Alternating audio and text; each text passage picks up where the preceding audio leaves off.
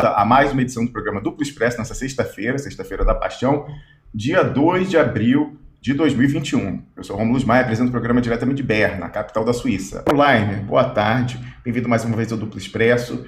Por que é tão importante ouvir esses dois nessa tarde?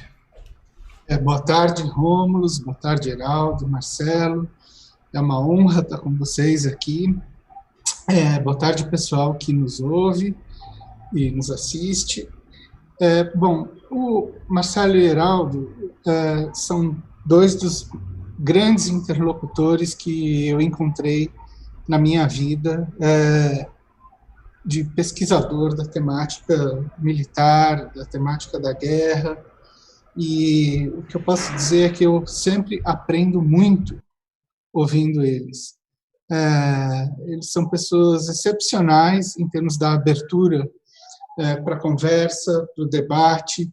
Eles têm realizado um papel de esclarecimento para a gente que é da academia e agora para fora da academia também, que eu acho fundamental, de como funciona esse universo militar, que é um universo muito fechado, que a gente não tem noção exata de quais são os seus mecanismos, que as pessoas falam pra caramba daquilo como se fosse alguma coisa que é muito próxima do mundo civil e não é. Aquilo lá é um mundo à parte, feito com regras próprias.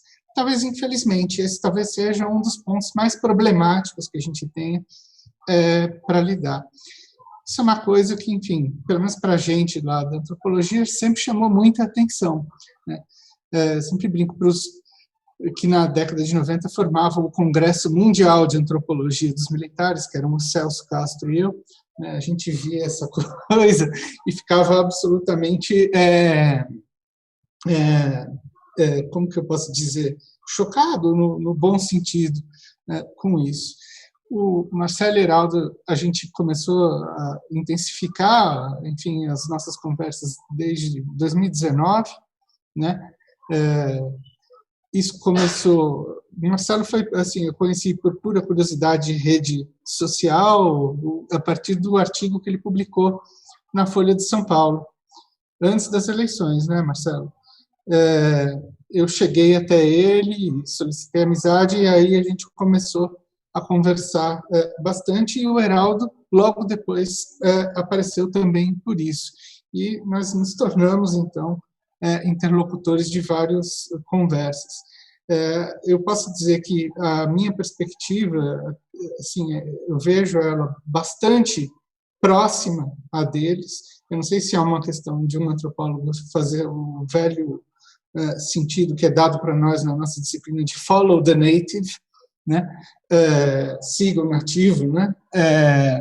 Mas, de todo fato, eu acho que a gente tem a compreensão de um mesmo problema, que é o seguinte: a gente não quer ver a destruição das Forças Armadas. Nosso discurso é justamente o contrário. A gente quer salvar as Forças Armadas de entrarem num processo que é uma roubada. E estamos vendo isso acontecer. E eu acho que eles dois podem falar muito melhor da trajetória deles, explicar isso, explicar o contexto de como eles chegaram até aqui, o que está acontecendo, enfim, e mostrar por que é importante ouvi-los. E talvez, quem sabe, né, a gente tenha a oportunidade aqui de começar a ver mais gente do meio militar aparecendo e engrossando esse corpo, porque só assim a gente tem alguma chance, talvez, de fazer esse jogo virar, ou pelo menos empatar, porque, por enquanto, ele está muito complicado. Então, eu queria ouvi-los, sobretudo, ouvir a trajetória deles também, quero que eles falem, e, enfim, é um prazer estar aqui. Eu queria agradecer profundamente toda a oportunidade que vocês têm dado aí ao longo desses anos, nas nossas conversas, e agora também. Perfeitamente, Piero Laira. Inclusive, eu vou passar, Heraldo, primeiramente o microfone para o Marcelo. Sabe por quê? Porque ele vai fazer o disclaimer do qual você também vai gozar. Porque, qual o amparo legal para ele vir aqui fazer as manifestações que ele faz? Não sem antes citar uma citação de predileção dele. Uma citação que tem só alguns milhares de anos.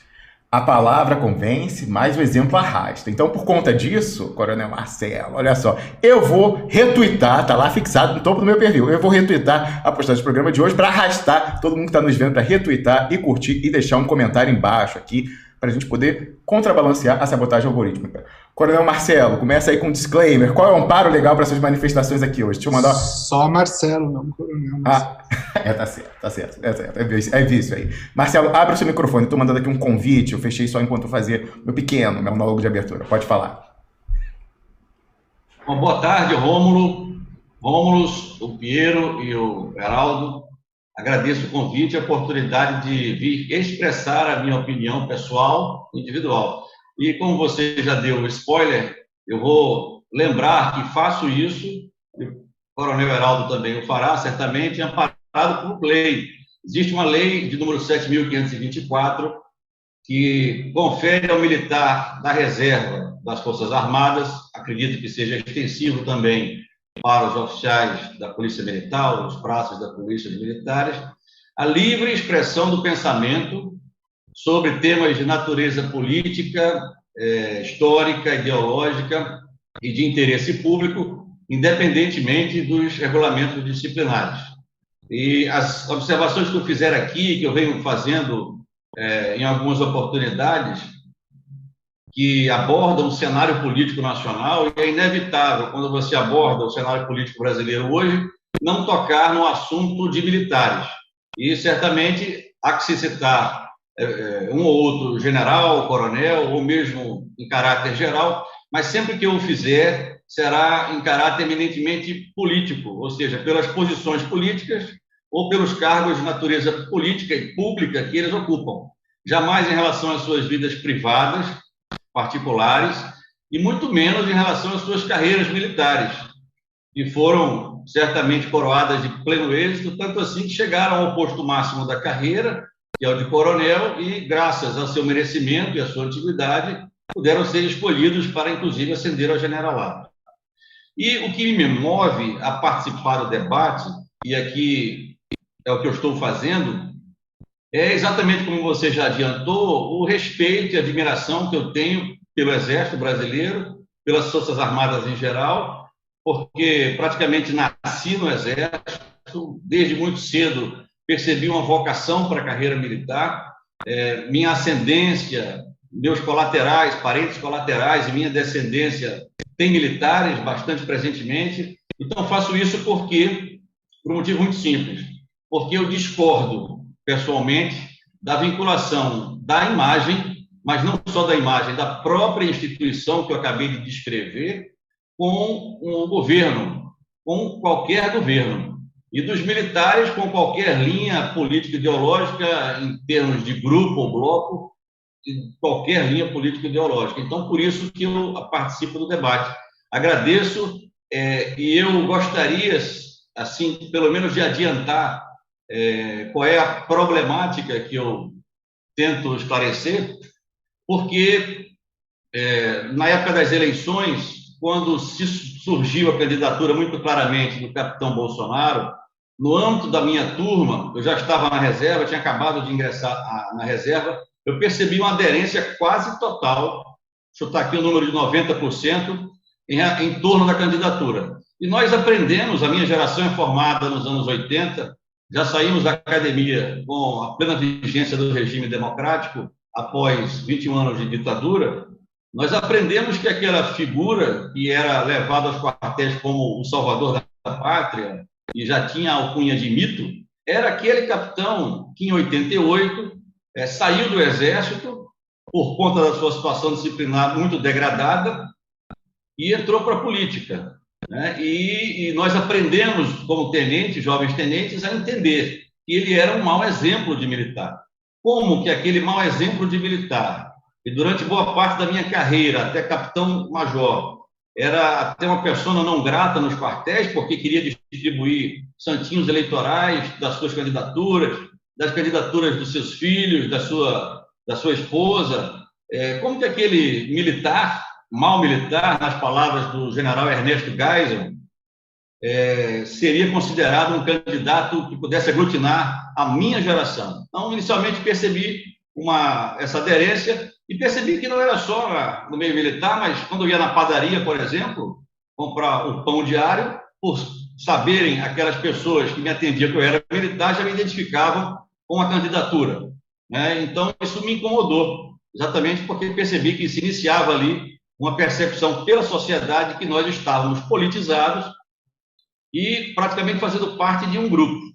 Mas foi uma conversa com um tenente da Ativa, há uns 2 anos, mais ou menos, em que, quando estava se montando o governo já eleito, eu fui descrever a ele onde estavam posicionados os generais da minha geração, que tinham sido meus comandantes, meus colegas, e ao apresentar, desde o primeiro escalão até os escalões mais baixos, o aparelhamento do governo, ainda no início do seu funcionamento, ele ouviu atentamente, virou para mim, concordou que havia essa espécie de aparelhamento e falou uma frase mais ou menos assim: existe aparelhamento, mas o outro lado também fez o mesmo, ou os outros governos também fizeram o mesmo. Ali, para mim, percebi que ele se sentia um jovem tenente que estava na academia quando, em 2014, o então deputado Bolsonaro praticamente lançou sua candidatura presidencial. Ele percebia-se como membro de um partido, ainda que informal, ainda que empiricamente. Então, isso me deu uma luz para desenvolver, emprestando de outros cientistas que já empregaram o termo, aquilo que eu chamo de partido militar. E, no decorrer da nossa conversa, se tivermos oportunidade, podemos apresentá-lo como o vetor da politização das Forças Armadas e do seu corolário, a militarização da política e da sociedade. Mais uma vez, obrigado. Estou à disposição para participar dessa conversa com pessoas que eu admiro já há algum tempo. Obrigado, Marcelo. Não vou falar coronel, Marcelo. Obrigado, Marcelo. E eu dizer o seguinte, ele falou aí da aptidão inata para a carreira militar. Eu brincava antes da gente entrar no ar com o Piero o seguinte: eu marquei da gente entrar na sala e começar a trocar figurinha 1h30 da tarde. 1h20, os dois, o Heraldo e o Marcelo, já estavam na sala, e o Piero, que é paisano, não. Aí eu falei para ele o seguinte: tem um ditado nos países germânicos que é o seguinte: pontualidade é você chegar 5 minutos antes. Eles, porque são militares, chegaram 10 minutos antes, o Piero teve que correr para se juntar a gente. Heraldo, como é que você veio parar aqui, feito o disclaimer aí de cuja a proteção você também goza para dar a sua opinião na condição do civil. Civil, Heraldo? Boa tarde, aqui no Brasil, para você aí, boa noite, né? Obrigado aí pelo convite. Para mim, uma satisfação enorme compartilhar esse espaço aí com o Pinheiro e com o Marcelo, da qual nós vemos debatendo há bastante tempo, tá? Então, eu vou traçar, assim, meu breve histórico militar, né? E o histórico também de professor, né? Porque, na realidade, atualmente, a carreira que eu trabalho é a de professor de ensino básico, técnico e tecnológico. E a minha antecipação 10 minutos antes é por ser professor de ensino básico, técnico e tecnológico. Porque se o professor não está na hora ali na sala de aula, no ensino médio, você pode ter certeza, vai ter muita confusão ali, né? Pois bem, eu também sou de família militar, né? Mas a família militar é o meu pai. Excepcionalmente, ele é militar, né? Ele serviu na época da guerra, fez a escola técnica da aviação, talvez por causa disso tenha me influenciado em ter seguido uma carreira técnica no Exército, né?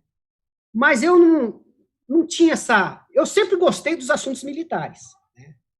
Lá no ensino médio, por causa também do meu pai, mas não tinha essa grande vontade de fazer seguir a carreira militar. E quando eu, lá terminado meu ensino médio, eu prestei o vestibular para a AMAN e para a Poli. Aí tem até uma história engraçada que eu costumo contar, né? De que eu acabei passando nas duas escolas, mas acabei optando pela AMAN porque na AMAN tinha casa, comida e roupa lavada. E isso, por incrível que pareça, a história basicamente é essa, né? Eu recebi o resultado da Poli e falei, não, eu vou fazer engenharia na Poli, que física, que naquela época, né, final da década de 70, era o máximo, né? Fazer engenharia e física nuclear na USP, né? Na Poli. Eu nem sei pronunciar USP direito, né? Eu já brinco isso com o Pinheiro, né? Aí, quando eu fui pedir, solicitar o desligamento lá para o comandante do curso, o Major Jurasek, né, me lembro até hoje, o Major Jurasek passando lá no meu... Tinha 2 meses lá que eu estava na AMAN, né? Ele olhando, tá, mas você tem boas notas de física, porque eu vou te dar aqui o trancamento. Você tranca a matrícula e você pode, se quiser, vir aqui, vou retornar antes de vir para a noite. Aí, quando ele olhou no teste lá de desempenho físico, ele olhou lá 3.650 metros, né? No teste de 12 minutos. Aí ele ligou para o comandante da companhia, lançaram o grau errado do cadete aqui, ó. Ah, é isso mesmo? Ah, tá. Aí ele desligou o telefone. Cadete, correndo do jeito que você corre, você tem muito futuro no exército. Eu não vou nem te dar o desligamento, nem o trancamento. Aí eu saí, de noite eu liguei para minha casa, né? Para minha mãe, tinha uma fila, não era assim, não tinha celular, né? Fica aí, meu filho, você tem os seus irmãos para estudar, e aí você tem casa, comida e roupa lavada. E aí eu acabei, né, adotando, né, a carreira militar, né? E fiz os meus 4 anos de AMAN. Quando tive oportunidade, fiz a Escola de Educação Física, que eu era atleta. Depois eu perdi a educação, acabei indo fazer o IME, né, o Instituto Militar de Engenharia, acabei fazendo uma carreira técnica, né, na engenharia. Bom, isso é também um dos aspectos bastante interessantes que, né, você teve durante a década de 60, um aspecto que pode ser bastante explorado no futuro, é que de 55 até 71, né, se não me engano, durante 26 turmas da AMAN, esses 26 primeiros colocados da AMAN, todos foram fazer IME. Na década de 60, onde você tinha um acesso direto dos engenheiros militares para o IME, né, das armas científicas para o IME, grande parte das armas científicas tinham também, né, todas eram as primeiras a fechar. Então, né, você teve, né, nessa turma, né, formada aí na década de 60, né, uma turma que foi, né, que foram meus instrutores, foram meus comandantes, que, né, de certa forma, não chegaram aos últimos postos do Exército. E teve uma grande turma, de uma parcela de oficiais, que operaram, né, nos movimentos anti-insurrecionais, né, que foram os instrutores da AMAN, que formaram os oficiais de 70. Então, eu fui formado, basicamente, por essa turma, mas com uma aspiração, né, de grandes turmas do IME, e eu servi no CETEX, né, com aquela história, né, Centro Tecnológico do Exército, né, de um grande desenvolvimento no Brasil. Bom, então, não estendendo muito, né, qual talvez seja a minha participação aqui? É que, nessa questão, eu sempre tive interesse em modelar simulação e o meu negócio sempre foi jogos.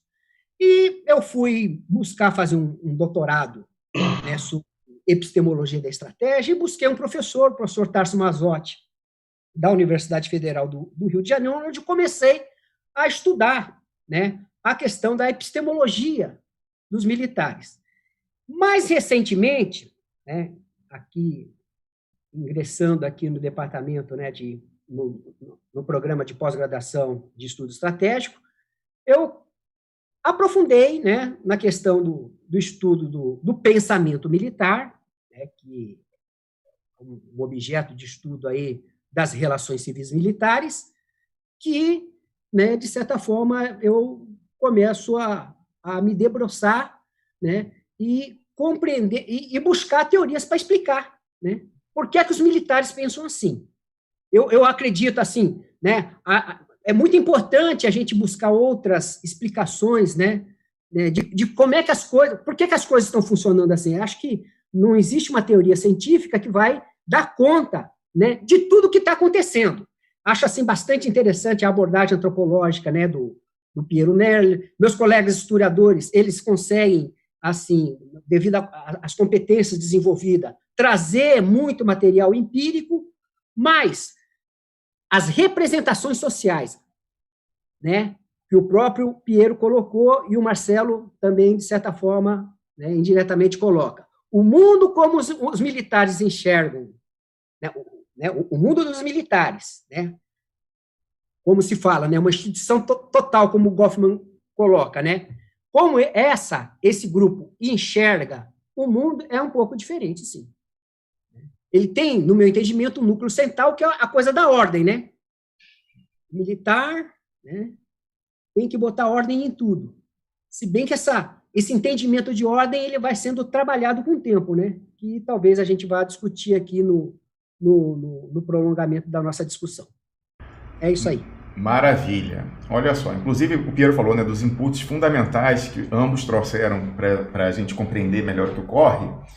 O Coronel Marcelo vai dar um exemplo concreto disso, com a desconstrução que ele fez no Facebook dele, por isso que eu falo, anota a coragem de ambos, eles não estão falando só para conhecidos, lá com perfis abertos no Facebook, colocando para quem quiser ver, né, o que eles colocam. E o Coronel Marcelo olhou a contrafactualidade, vamos usar um eufemismo, a contrafactualidade da narrativa plantada no Correio Brasilense sobre uma suposta orientação oposta de intramuros dos quartéis com relação do governo na questão da pandemia. E o Heraldo, estou segurando aqui para não falar coronel, o Heraldo já arranhou numa coisa que vai ser importante para a gente compreender essa questão, que é o seguinte: a gente começou a entrar no ar sobre a confraria. O Piero falou que a gente está aqui, inclusive, porque nos importamos muito, e não somos contrários todos aqui à destruição programada deliberadamente ou não das Forças Armadas, porque vai arcar com ônus.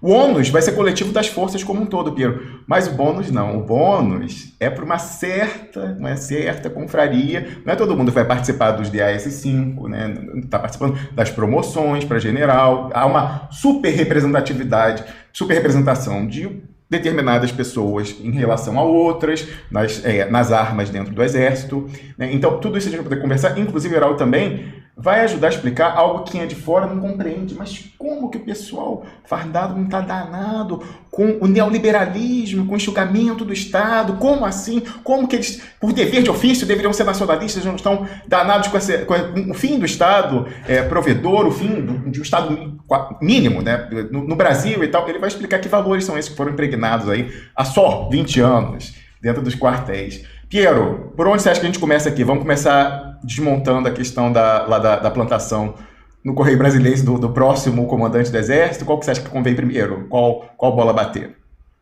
Não, eu acho que, assim, eu gostaria de ouvir dos dois, né, como que eles acham, enfim, que pode ser explicado que começou a haver uma adesão cada vez maior a esse projeto político. Eu acho que tanto Marcelo quanto o Heraldo têm hipóteses complementares a respeito disso, né? Enfim, que incluem redes, inclui a sociabilidade. O Heraldo, uma pessoa que fala muito na questão das forças especiais e num processo que ele chama de rambonização. Então, seria interessante ouvir dele, que, se não me engano, tem na sua carreira, né, Heraldo, curso de forças especiais, né, do SIGS, né, enfim, para ver o que é essa nova dinâmica. Quem são esses oficiais, afinal de contas, que estão ali no topo? E é preciso fazer essa distinção, porque quando a gente fala no que está acontecendo, nesse processo que existe um consórcio militar e tal, assim, o que dá para entender, pelo menos é o meu entendimento, é que existem algumas cabeças ali que estão produzindo uma operação e que elas conduzem essa operação, e muita gente entra de gaiato nesse navio, como você colocou, alguns consciente e outros inconscientemente. Aí a gente tem uma estrutura que vai com tudo. Eu acho que vocês dois podem falar desse papel das redes e como as redes sociais operaram para dentro também das Forças Armadas. E como isso entrou também como uma medida de operações psicológicas internas, que é isso que, enfim, eu sustento como hipótese desde o começo, de que a guerra híbrida começou para dentro da caserna, primeiro, depois ela foi para fora, né? Então eu acho que eu gostaria de talvez ouvir ambos um pouco sobre isso, se for possível. Perfeitamente. Vamos começar então com o Marcelo. Estou sempre segurando para não falar coronel, mas para vocês, lá o gancho aí falar de redes sociais, Piero. Nós estamos aqui nominalmente, nominalmente, no YouTube, com mais de 1.800 pessoas assistindo apenas no ao vivo, apesar de ser um feriado prolongado, e eis que, né, eu gosto sempre de fazer esse pessoal passar vergonha. Na tela interna, aqui como administrador do canal do Clube Expresso no YouTube, ele me informa de que este vídeo não tem nenhuma visualização desde a publicação. Olha que maravilha, nem nós 4 aqui estamos assistindo. Marcelo. Eu entendi a pergunta, entendi as colocações, e eu queria contribuir, já que vocês é que são especialistas e já debatem esse assunto há muito tempo, com 5 balizas, porque eu vi esse processo de politização que pode estar vinculado a interesses estrangeiros ou não. Eu não vou entrar nessa seara, até para não desfocar a ideia central. Eu vi isso sendo construído no final da minha carreira nativa, mas consegui sistematizar e entender melhor. Vou apresentar para vocês, para os que nos assistem, 5 fatos que são, se a gente estivesse fazendo um cenário prospectivo, poderíamos classificá-los como fatos portadores de futuro, por exemplo, numa das técnicas de montagem de cenário prospectivo. Mas vamos fazer uma análise do passado. O primeiro fato que incentivou, que criou algum ambiente para uma repolitização, o ressurgimento desse partido militar, que, a bem da verdade, ele sempre esteve presente na história brasileira, estava meio adormecido. Eu e a minha geração, formada em 87, em grande parte também a geração do Heraldo, de 81, ajudamos a adormecer essa brasa e deixá-la quietinha no canto da churrasqueira. Mas ela começou a ser reacendida e jogaram um vento nela a partir, enxergo, da promoção ao generalato da geração que foi formada na AMAN antes da geração do Heraldo, nos anos 70, final dos anos 60. Então, essa geração começou a chegar ao generalato, coincidentemente, no governo do presidente Lula, em 2003, 2004, os primeiros coronéis dessa geração se formaram e chegaram ao generalato, né? E foram ascendendo na carreira.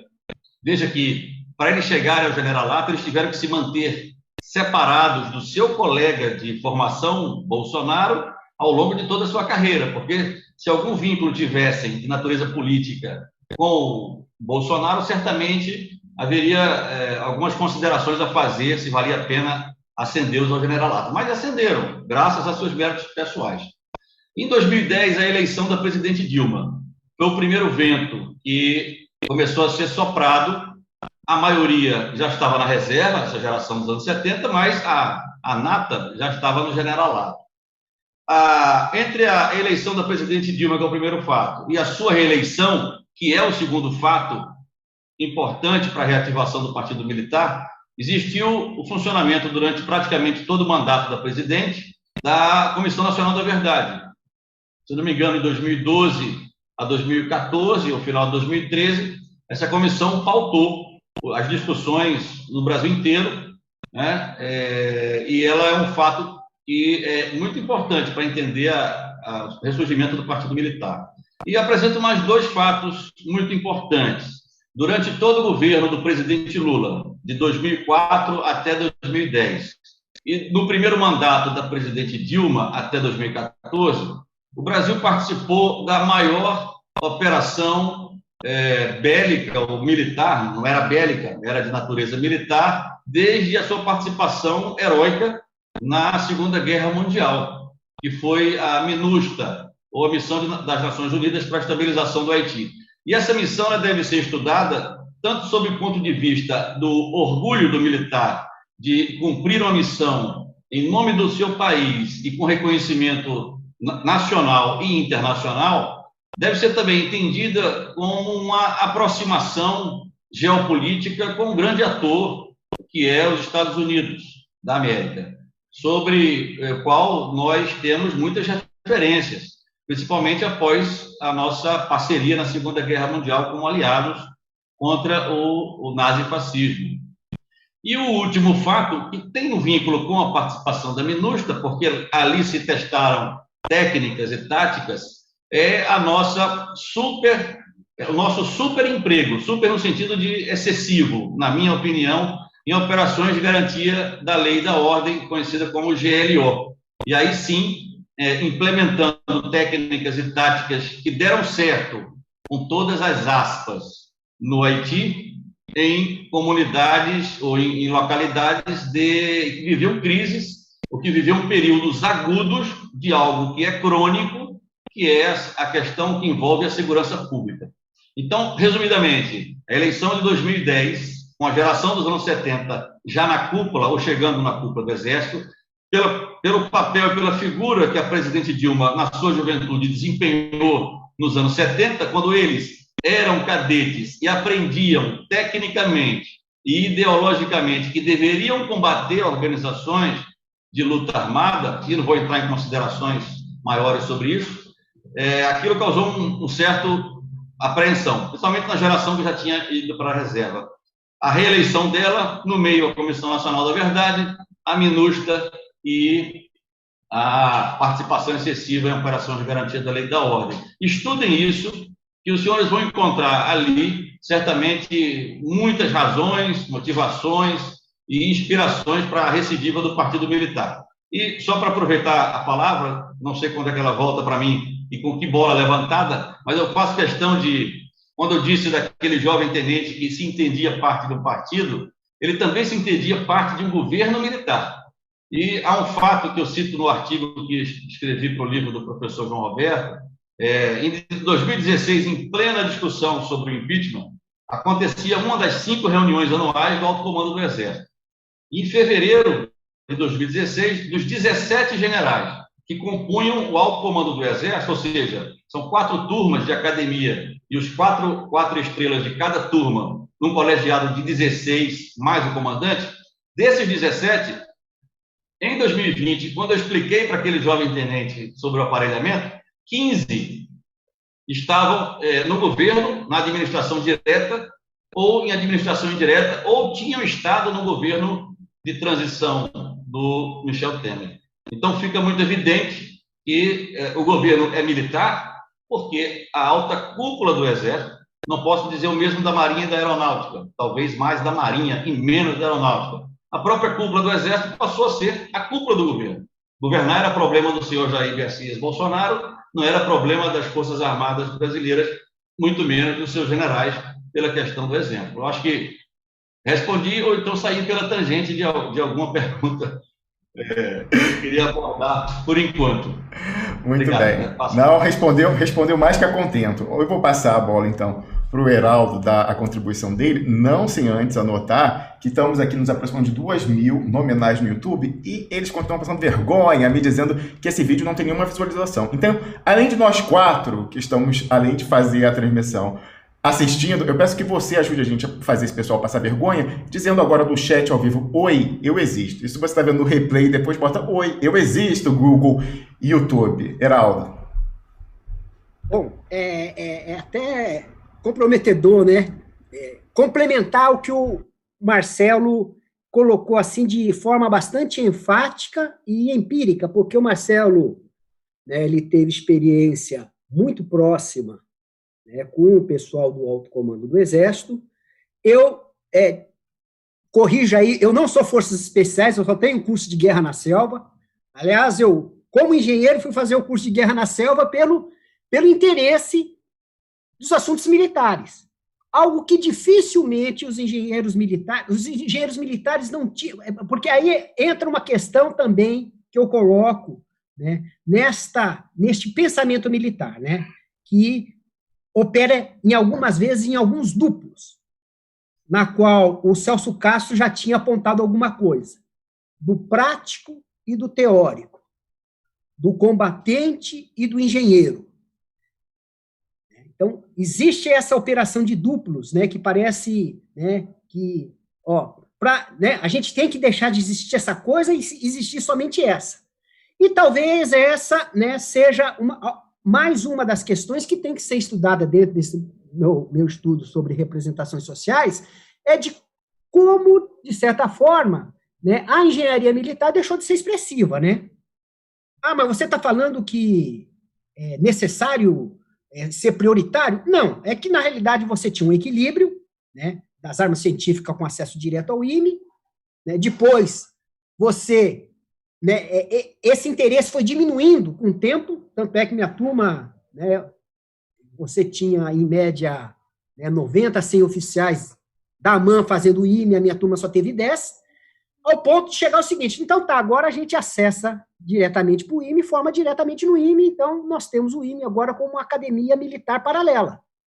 A questão é, esses generais que saem do IME têm o mesmo poder decisório dos generais que saem da AMAN? Além disso, a gente começa vendo assim no perfil de como é que está, né, a distribuição, né, dos recursos humanos na AMAN, dos oficiais, grande parte é funções gerenciais. E aí que eu aponto, né, que de certa forma, né, da década de 90 para cá, né, você começa a criar, né, o que eu chamo do gerencialismo, né, que o Marcelo deve ter implementado, né, quando tudo é um problema de gerencialismo. Então, na compreensão, né, da maioria dos militares, comandar é a mesma coisa que gerenciar, que é a mesma coisa que governar. E isso, de certa forma, né, está quase que claro, né, nos manuais, né, e na própria formação, né, dos oficiais e nas altas esferas, né. Lá no CPAEX, o camarada é formado em quê? No curso do FGV. Eu acho sensacional ser gerente de projeto, é muito importante, mas aquilo não tem nada a ver com concepção de defesa. Não tem a ver com geopolítica. Né? Isso também, aí, só para terminar, Pedro, é que também, de certa forma, né, coincide uma coisa, né, com o que se chama na reforma do sistema securitário, né? A gente começa agora a aglutinar uma doutrina que chama-se a doutrina da guerra da quarta geração. Aí você começa, de certa forma, a buscar de onde vem isso? Da onde vem isso? Guerra de quarta geração. Um do proponente é o Lynch, William Lynch, que é, né, um paleoconservador que apoiou aí o Bush, né? E é basicamente, que se a gente for analisar as doutrinas militares contemporâneas, elas reproduzem muito disso, né? Você tem muito manual sobre operações de interagência, mas você não consegue enxergar um manual da brigada de infantaria mecanizada, do batalhão de infantaria mecanizada, do apoio de fogo de infantaria mecanizada. Heraldo, deixa eu te fazer uma pergunta. Pela ordem, excelência, um aviso é o seguinte, acabamos de passar de 2.000 pessoas assistindo, mas eu tenho que fazer essa ressalva, Piero, que é o seguinte, se puxarem a tomada e a transmissão no YouTube cair, vá para duploexpresso.com, lá na postagem do programa de hoje, está a janelinha integrada e o link para ver no VK. Você não precisa ter conta no VK russo, mas lá a gente vai até o fim. Então, se alguma coisa acontecer com essa transmissão nessa plataforma que é do imperialismo, você vai para lá. O Piero, só fazer uma observação aqui, o Marcelo, tô sempre segurando para não falar agora não, o Marcelo falou da importância da MINUSTAH, a missão no Haiti, para, né, a ideologização e repartidarização das Forças Armadas, sobretudo do Exército. Talvez, e eu vou trazer uma informação em primeira mão para ambos, inclusive, só falei com o Piero aqui, talvez isso não seja analisado porque é um interdito até de quem se interessaria, porque foi prejudicado por essa partidarização das Forças Armadas, que é o PT, né, o próprio, mais do que o PT, o lulismo.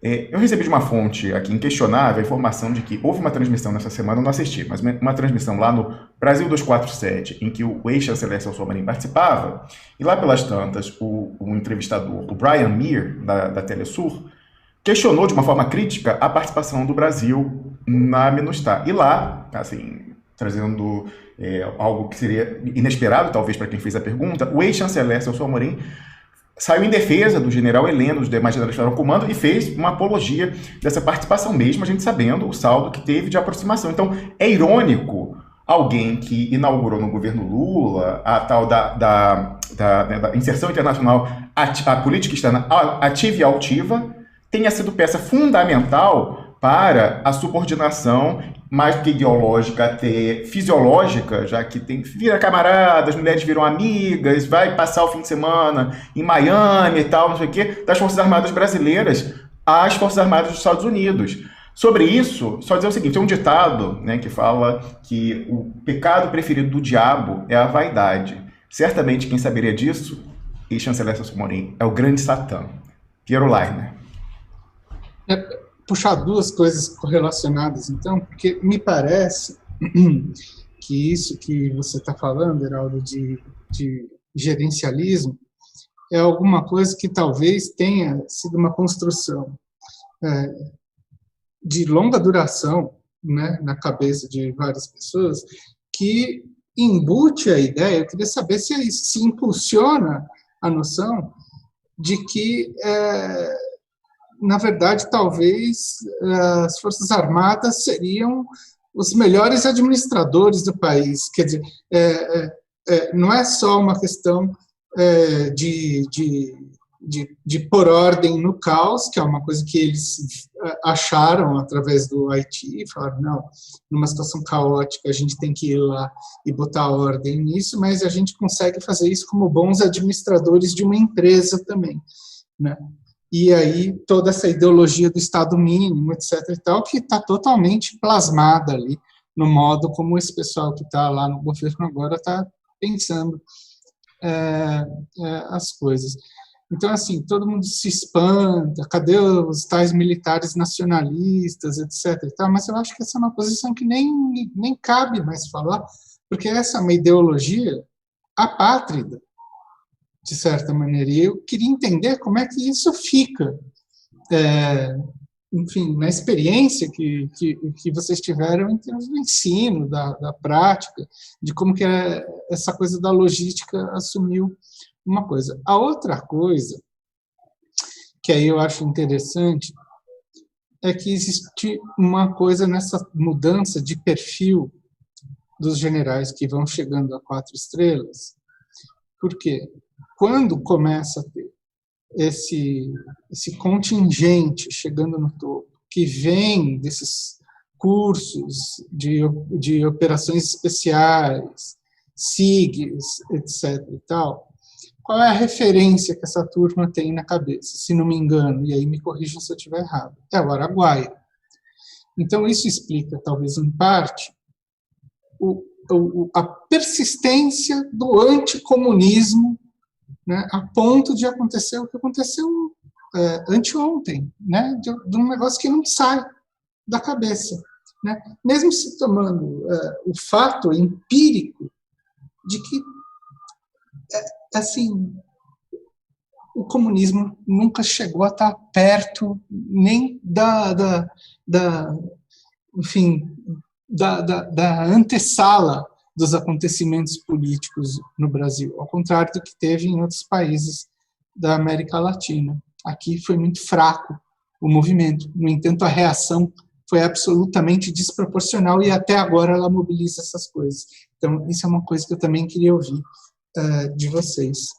Ô Piero, olha só, você como eu, está mais preocupado em levantar a bola e ouvir esses dois, mas eu vou pedir, aproveitando a deixa que o Heraldo deu, falando aí de guerra de quarta geração, que é o seguinte, você quando mais uma vez anota, né, os indícios de que o que a gente vem falando aqui, mais especificamente você, na sua pesquisa, inclusive, com o livro publicado, vem se confirmando, o pessoal fala, mas esse Piero, ele tem uma teoria muito fechada, muito amarrada, totalizante, aí não há nada a fazer.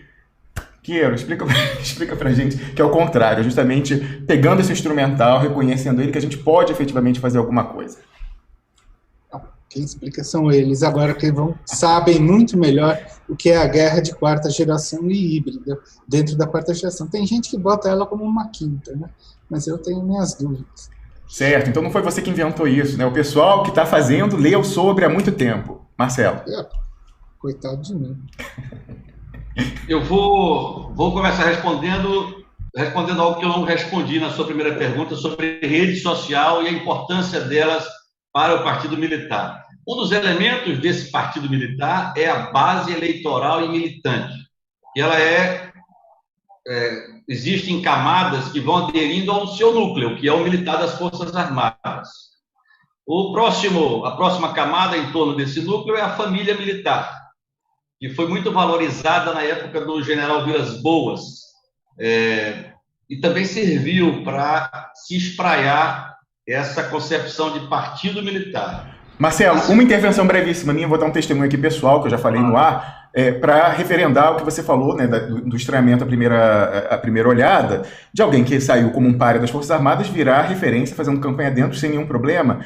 Essa inserção que se relaciona com o que você fala da família militar, eu tenho a vivência da minha avó. A minha avó era pensionista do Exército, já falecida. E ela falava, olha, quando eu vou lá na Associação das Pensionistas, a orientação é votar na família Bolsonaro de cabo a rabo. Então é no deputado federal Jair Bolsonaro, no deputado estadual Flávio Bolsonaro e no vereador Carlos Bolsonaro, porque eles ajudam a gente a aumentar as pensões e tal, não sei o que. Aí eu falava assim, tentando reduzir o dano, né, naquela tática do empate, eu falava assim, tudo bem, vovó, só quem pode mexer na sua pensão é o papai. Pelo menos você não precisa votar no filho, né, da Assembleia Legislativa e no filho da Câmara de Vereadores. Não, a orientação lá é votar na família Bolsonaro de cabo a rabo. Marcelo. É isso mesmo. A transformação daquele estorvo em mito passou por isso que você está dizendo, né? E a rede social serviu para juntar a família militar. E no entorno da família militar, uma terceira camada, que é o entorno social que o militar frequenta. Quando você coloca o militar, você tem que se lembrar do reservista, que são aqueles 100 mil jovens que todo ano, e cada um, vamos supor que tenha 3 membros da sua família que participem daquela experiência, que é uma experiência muito rica de servir ao seu país dentro da Força Armada, ela também faz parte desse entorno social da família militar. E foi a rede social que permitiu que essa família militar, que esse núcleo, se ampliasse para a sociedade, identificando nas Forças Armadas valores que a própria candidatura cuidou de explorar como carências da sociedade em termos de segurança pública, resgate de valores tradicionais, etc. Então, só para dizer que a rede social foi fundamental. Sem a rede social, o estorvo não viraria mito, certo? Mas vamos falar sobre gerencialismo, que o Heraldo comentou, e ele é muito especialista para falar no assunto, porque ele lida com isso. Mas veja, algum desses militares, que são, tem milhares, mas eu vou dizer centenas, porque são os que eu conheço, né, generais e coronéis. Por acaso, nas suas abordagens públicas, o tema defesa da pátria, aquela da missão precípua do artigo 142, é pauta? É assunto? Comentam sobre defesa? Não. Comentam sobre política. Mas há muito que questionar, e esse questionamento começa dentro de nós, sobre defesa. Veja, foi a Guerra das Malvinas, em 82, no final da nossa ditadura, que acendeu um alerta que aquela muralha que deveria ser reerguida entre Força Armada, política, militar, governo, ela tinha que nos manter numa área para nós recuperarmos a capacidade operacional para ser uma Força Armada que não sofresse o vexame militar e político que sofreu o nosso país vizinho, a Argentina. As Forças Armadas argentinas, até hoje, conheço alguns oficiais argentinos, já trabalhei com alguns, mas até hoje eles sentem o peso daquela derrota. Então, o comandante, o ministro do Exército que assumiu, o Leão das Pires Gonçalves, o mesmo que promoveu, não vou chamar expulsão porque não foi, a degradação da carreira do capitão Bolsonaro, por culpa dele mesmo, ele criou 3 projetos que, digamos, iriam vetorizar a nossa reprofissionalização. A FT 90, 1990, eu estou falando do final da ditadura, até 85, transição. A FT 2000 e a FT 2015. Então, naquela época, se planejou que esses oficiais combatentes, formados na AMAN, nos anos 70, para combater uma luta armada ou um exército de libertação popular, dependendo da corrente ideológica considerada, pudesse se profissionalizar e dedicar à autoadministração do Exército, aquilo de compras, por exemplo, que o Heraldo citou, licitações, contratos, educação e gerenciamento para especialistas civis, formados na faculdade e passando numa escola do Exército para torná-los militar e eles ascenderem na carreira até os postos máximos, para que os combatentes se dedicassem à sua tarefa. Foi nessa época que surgiu a aviação do Exército, outros fatores de modernização da Força, mas que infelizmente não se concretizaram pela crise econômica que acompanhou aquela redemocratização até meados dos anos 90. Mas veja, nós ainda temos um serviço militar obrigatório no século XXI. É preciso entender por que surgiu o serviço militar obrigatório no início do século XX. Foi importante naquela época? Concordo, foi. Mas é necessário para uma guerra de quarta geração? Essa capacidade gerencial, que sim existe, os militares brasileiros, os oficiais, se capacitam na Fundação Getúlio Vargas e alguns têm cursos superiores, o próprio Coronel Heraldo é um exemplo. Essa capacidade gerencial tem que se voltar antes para o próprio Exército, para a Marinha e para a Força Aérea. Primeiro, para que eles resolvam o problema que foi a causa da derrota argentina, que foi a falta de coordenação entre as forças.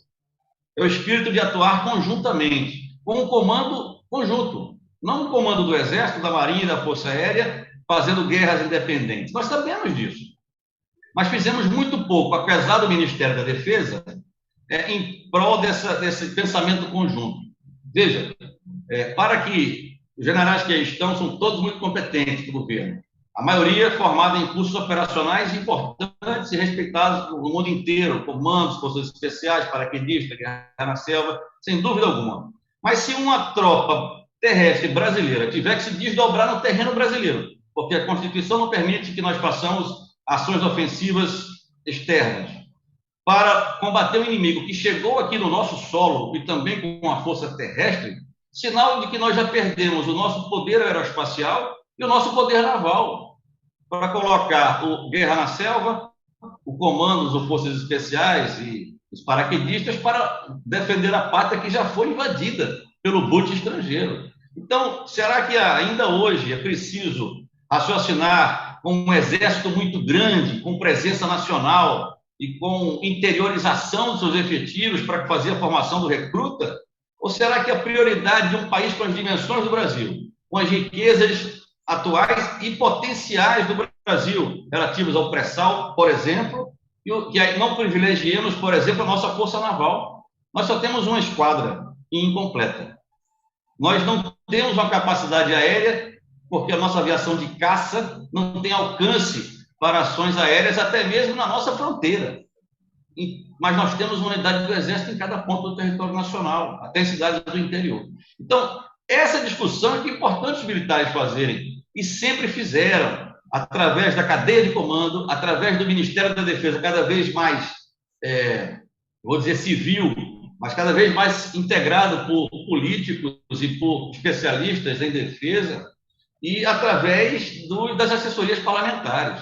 O próprio Bolsonaro representa uma alternativa, um atalho à cadeia de comando. Reivindicações salariais não devem ser feitas por líderes militares, capitães, tenentes, sargentos ou generais que se dedicam a uma candidatura. Elas devem ser feitas pela cadeia de comando, porque o Exército sempre cumpriu ações governamentais na esfera das suas atribuições e o fez muito bem. Tanto assim que, em 2018, a instituição com maior credibilidade, respeitabilidade e confiança na sociedade brasileira eram as Forças Armadas.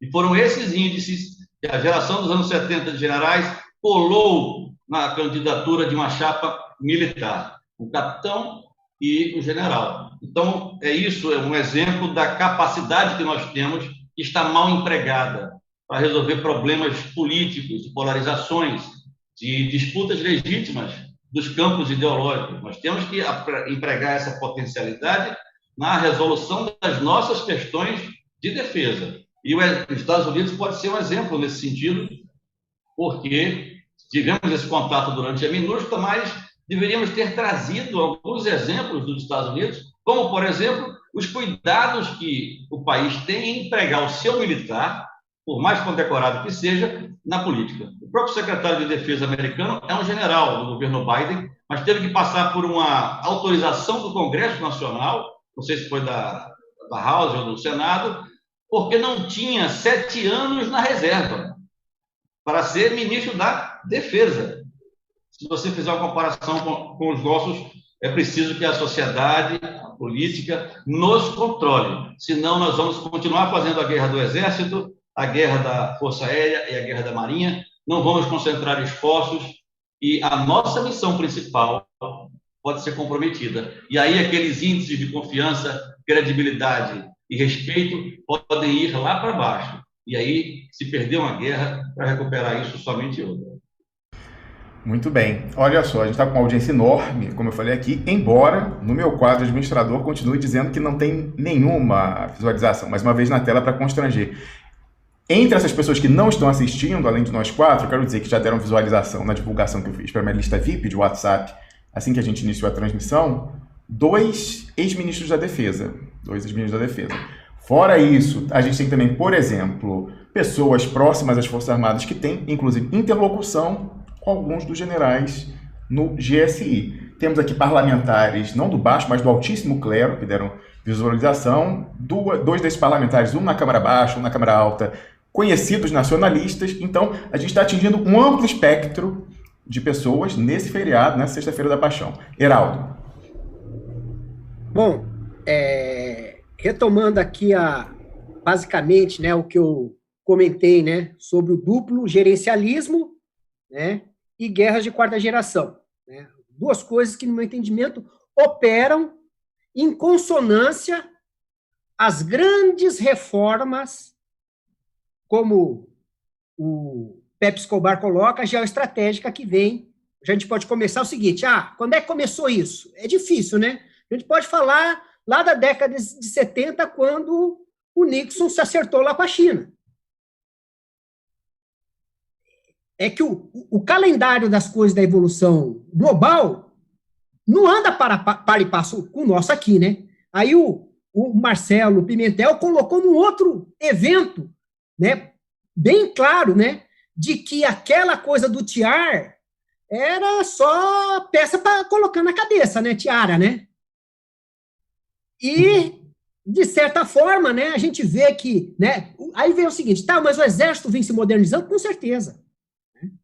Mas ele vem se modernizando também falando com a sociedade civil. Então, um dos aspectos que eu acho muito forte no gerencialismo, que pegou muito, né, assim, pegou, porque, de certa forma, era o dia a dia do quartel durante, basicamente, o comando, né, de um dos comandantes do Exército, foi no caso ali do programa de excelência gerencial. Era o que se fazia no quartel. Então, o militar achou que aquilo lá era essência de tudo, né? E criou, né, uma certa percepção de que, se você planejar, se você utilizar as ferramentas de negócio, né, se você utilizar os conceitos druckerianos, né, você consegue resolver todos os problemas. Eu acredito o seguinte, olha, mas o ministro da Saúde matou não sei quantos. Não, a primeira entrevista que ele falou o seguinte, eu estou utilizando aqui um BI, um Business Intelligence. Ou seja, ele está dizendo o seguinte, estou utilizando aqui a última ferramenta, né, de gerenciamento do negócio. Ele não parou para pensar que ele estava ali num cargo político. Que a primeira coisa que ele tinha que fazer, ele não tinha que saber coisa nenhuma de computador. Governadores, vamos aqui agora estabelecer um programa político contra a pandemia.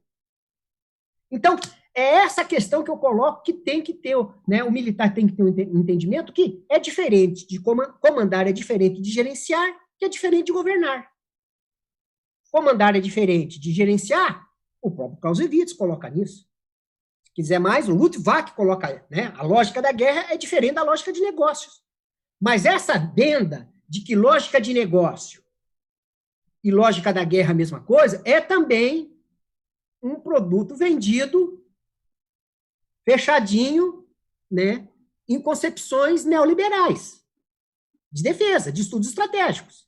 Pega lá um pessoal lá aí, não estou falando da Suíça, né, colegas ali, né, do norte da Europa tem, né, como lucrar na guerra. Tem. Como gerenciamento pode fazer os militares lucrarem na guerra. Ótimo. Né? Para vender artigo é ótimo, mas no meu entendimento é nada efetivo, porque quando você coloca as grandes potências do mundo, nenhuma delas faz isso, né? Os Estados Unidos não faz isso, a China não faz isso, e muito menos a Rússia faz isso. Tá? Então, também, né, as nossas emulações doutrinárias acabam levando essas coisas, né? Pega lá os artigos periféricos, isso aqui é bacana, então vamos adotar, tá? Porque entendeu? Está na moda e passa a ser isso. Então, eu além dessa questão que o Marcelo colocou, das guerras das Malvinas, também, né, essa questão, né, do Exército, de cumprir, né, políticas públicas, e principalmente da excelência gerencial iniciada no Bresser Pereira, que começou, vamos enxugar o Estado, não sei o que, coisa e tal, o Exército foi, de certa forma, aderiu, né?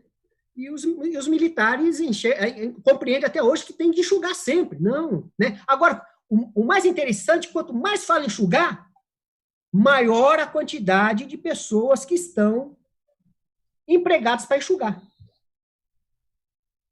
Enxugar os outros, né? Para isso, entendeu? Então, né?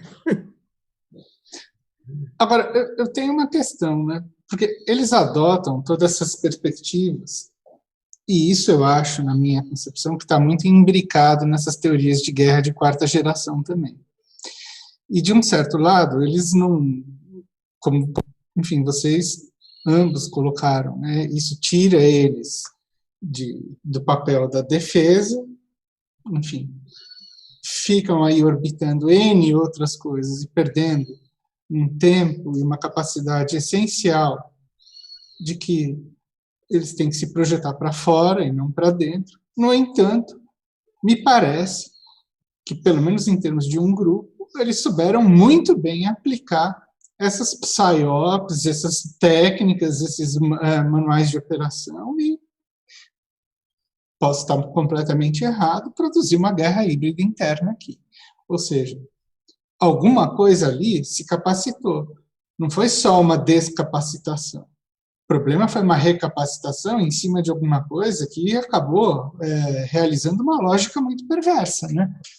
Que é, enfim, plasmar todo um conjunto ideológico e uma parafernália que veio da experiência pessoal de uma certa geração que ascendeu ao generalato e com um certo perfil, que eu acho que é esse de forças especiais e tal, que tem aí a cabeça muito voltada para a experiência do Araguaia, do Major Curió como exemplo de sucesso, de alguém que, enfim, saiu da comunidade de informações militar, depois foi gerenciar a Serra Pelada, depois fundou uma cidade, depois teve um cargo político, que acabou se espelhando, enfim, num projeto que é o projeto que eles têm de assumir o poder, mas colocando um laranja para fazer isso. Estratégia da abordagem indireta, o princípio básico da guerra de quarta geração, ou híbrida, sei lá eu. Não de todas as que estão aí no rótulo da quarta,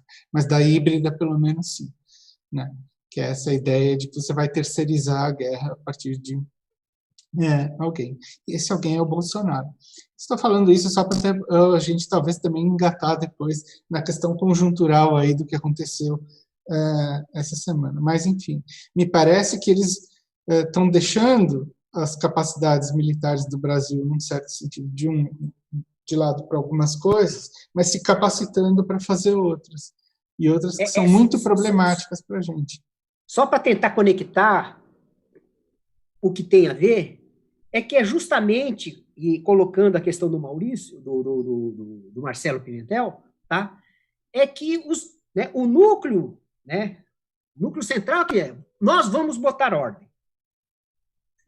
E as coisas sempre vão ser trabalhadas para justificar que está sendo botado ordem. Então, o golpe do golpe do golpe do golpe do golpe é o entendimento de botar ordem. Por mais contraditórios, é o que eu coloco, né? Não interessa, né, a realidade.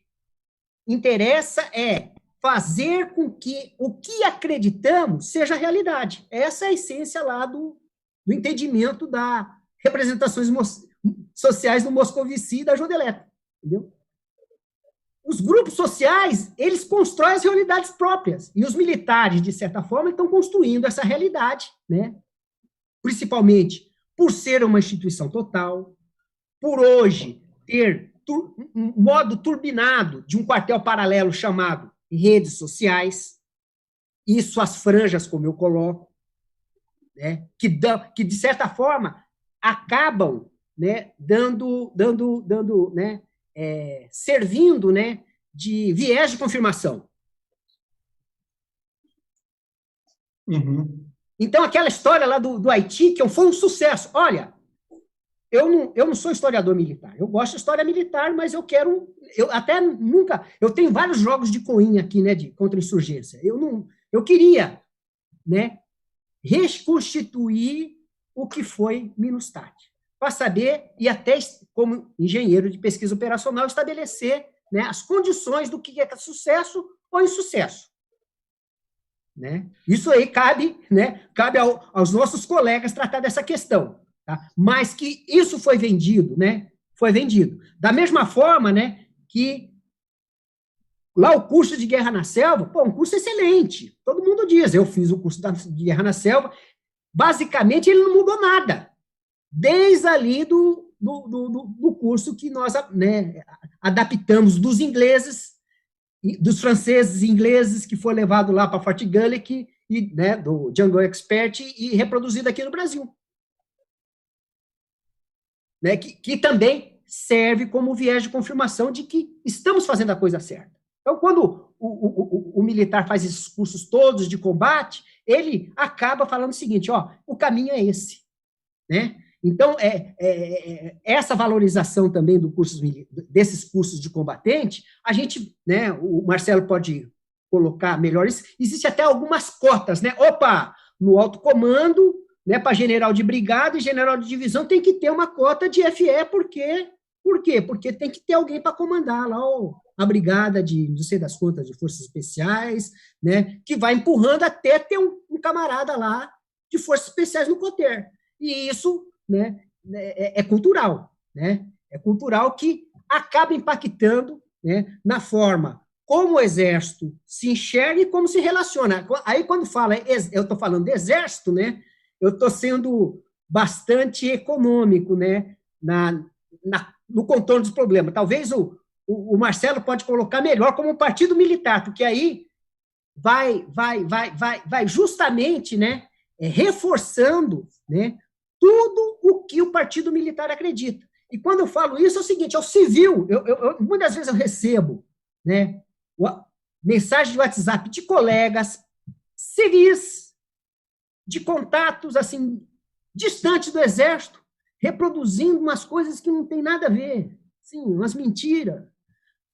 Viu só que a FAB foi corajosa e participou da guerrilha do Araguaia. Cara, é assim, aí você começa a explicar, olha, isso não tem nada a ver com a FAB. Isso aí foi em 59, o Major Veloso, do evento lá de Jacareacanga, que não tem nada a ver, entendeu? E aí você vê que quanto mais notícia... Mas o que interessa é o seguinte, espalhe notícia, mas a essência é o seguinte, existe uma instituição que vai botar ordem nisso tudo aí.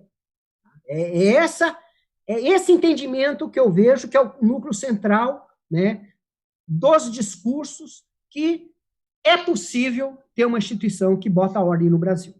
Que não é... A nossa sociedade não é uma sociedade, como toda sociedade, de campos de disputas. E que bota ordem no próprio Bolsonaro, diga-se de passagem. Esse é o discurso. Bota ordem, inclusive, no problema que elas próprias criaram. É isso que eu estou querendo dizer, entendeu? Como venda de discurso, não significa que isso é verdade. Ô Piero, mais uma vez foi citado aqui Araguaia, e você citou já o Major Curió. A gente tem que lembrar daquela visita discreta que ele fez ao Palácio do Planalto, conversando não apenas com o Jair Bolsonaro, mas com os generais que lá estavam. E eu queria aproveitar e trazer aquilo que você já abordou aqui, queria saber qual é a análise dos dois sobre isso, da importância da construção do perigo, a cobiça sobre a Amazônia, o perigo dos Yanomamis declarar independência, etc. e tal. Por quê? Olha a complexidade da questão dos americanos nesse jogo todo. Todo mundo viu, chocado, eu me choquei, o registro que alguém fez de garimpeiros na terra Yanomami desviando o curso do rio, cadê o nome do rio aqui? Munduruku, uma coisa assim, o nome Munduruku, exatamente. Aí, terrível. Agora eu vou perguntar o seguinte, o pessoal que acha que, como o próprio ex-ministro Aldo Rebelo já falou aqui no programa, mas os garimpeiros brasileiros são como se fossem os refugiados que afundam no Mediterrâneo. Está para o Brasil como o pessoal aí é páreo, desprezado por todo mundo. Bom, vamos supor que a gente visse só vantagens na ocupação pelo homem garimpeiro na Amazônia. O ouro que eles estão tirando ali está indo para as reservas do Banco Central ou está indo para fora? Onde foi parar o ouro de Serra Pelada? Foi parar nas reservas do Banco Central do Brasil? Ou seja, a gente está tirando o estoque que a gente tem embaixo da terra ainda, está indo para o Banco Central ou está indo para fora contrabandeado? Muito vinculado à questão da droga, tudo isso ali, com toda a questão ali da frente de expansão de tudo, né, da ocupação humana ali. Aí, olha como as coisas são complicadas e como, infelizmente, a própria esquerda ajuda a consolidar internamente essa narrativa. Então, todo mundo se chocou com aquelas imagens, mas eis que um parlamentar americano lá, mais um, né, já teve a sujeita lá dias atrás, agora mais um, tá mostrando. Então, o Raul M. Grijalva foi lá, congressista americano, né, equivalente a deputado, e fez uma comunicação ao embaixador americano e tal, exigindo que as autoridades brasileiras façam alguma coisa para despejar os garimpeiros lá da terra indígena Yanomami. Aí eis que Sônia Guajajara, ex-candidata a vice-presidente da República, foi lá e agradeceu o apoio do deputado americano e falou: o seu apoio é muito importante para os Munduruku e para todos os povos indígenas brasileiros.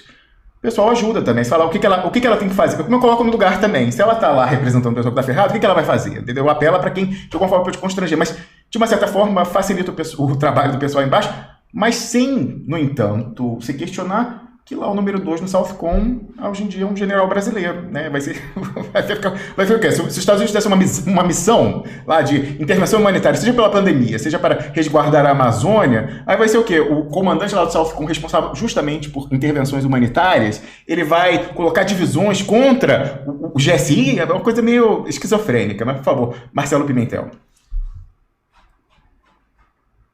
Tá, obrigado. Eu queria lembrar que não existe no mundo uma potência econômica, ou mesmo uma potência militar, regional, ou mesmo regional, que não tenha uma indústria bélica muito sólida, que se sustente, que seja militarmente poderosa, comprando equipamento, comprando doutrina de outros países.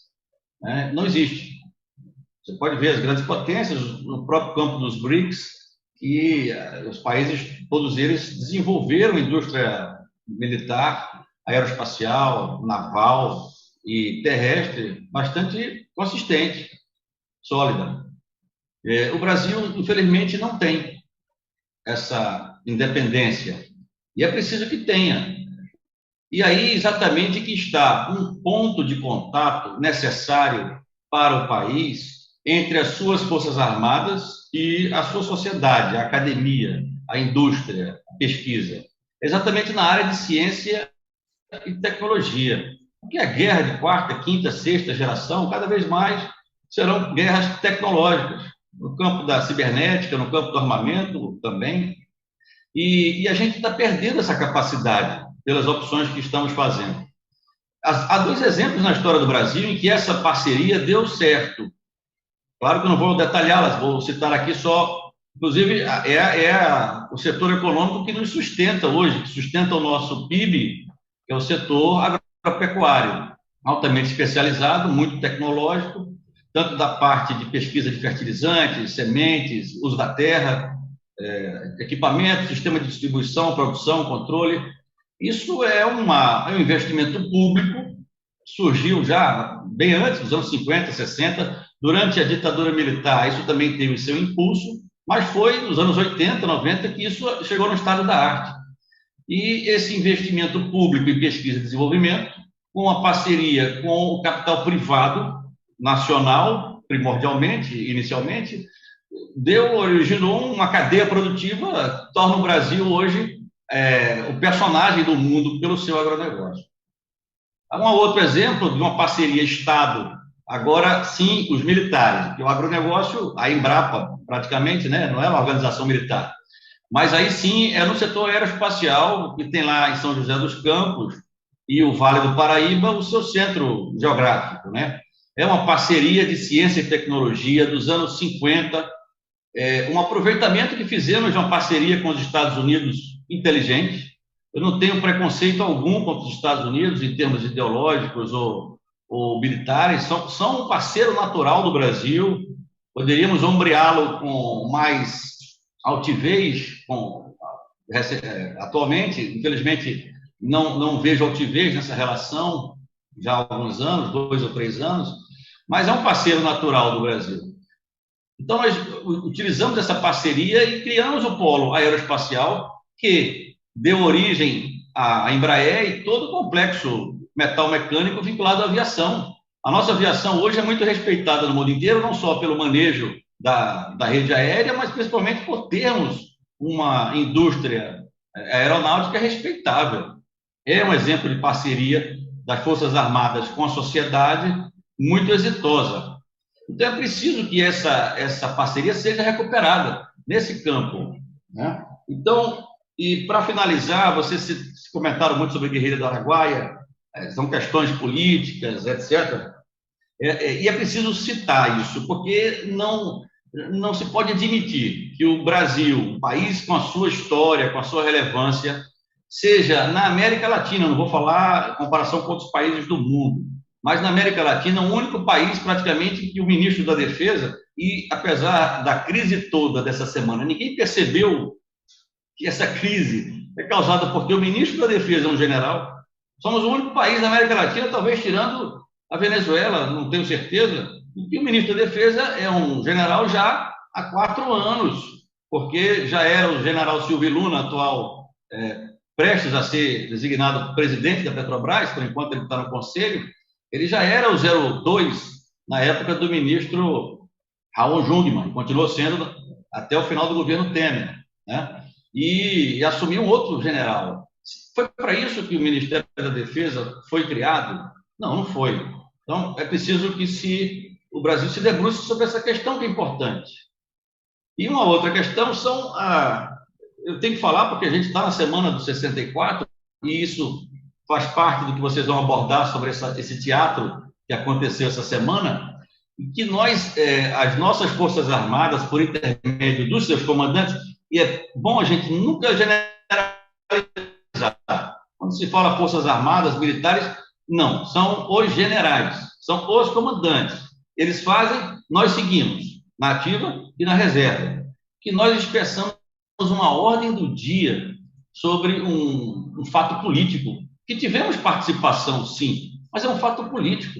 É como conceber que na Argentina de 2021, aliás, estamos em 2021, que as Forças Armadas argentinas façam ordem do dia sobre o golpe do general Videla sobre Isabela Perón, ou as Forças Armadas chilenas resolvam redigir uma ordem do dia sobre o golpe de Pinochet em Salvador Allende. Isso é inconcebível. A sociedade não pode permitir que continuemos fazendo isso, porque, olha o nome, é Ordem do Dia.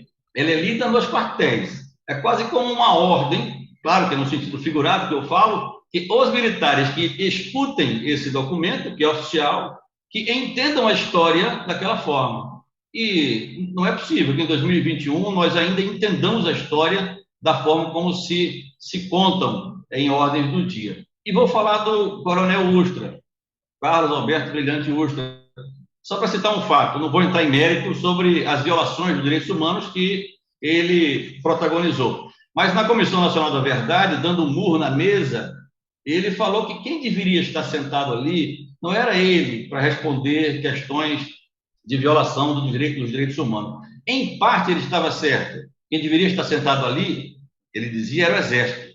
Mas ele também estava errado em dizer que era o Exército. Porque o Exército é uma instituição. Como toda instituição, é composta por normas, tradições e pessoas. Então, eram os generais que estavam lá no topo do Exército, nos anos 60 e 70, e no topo do governo brasileiro, que não coibiram e permitiram que o coronel, o capitão Ustra, o major Ustra, cumprisse a sua missão, porque era assim que ele entendia o seu papel. E ele estava fazendo aquilo achando que estava cumprindo uma missão.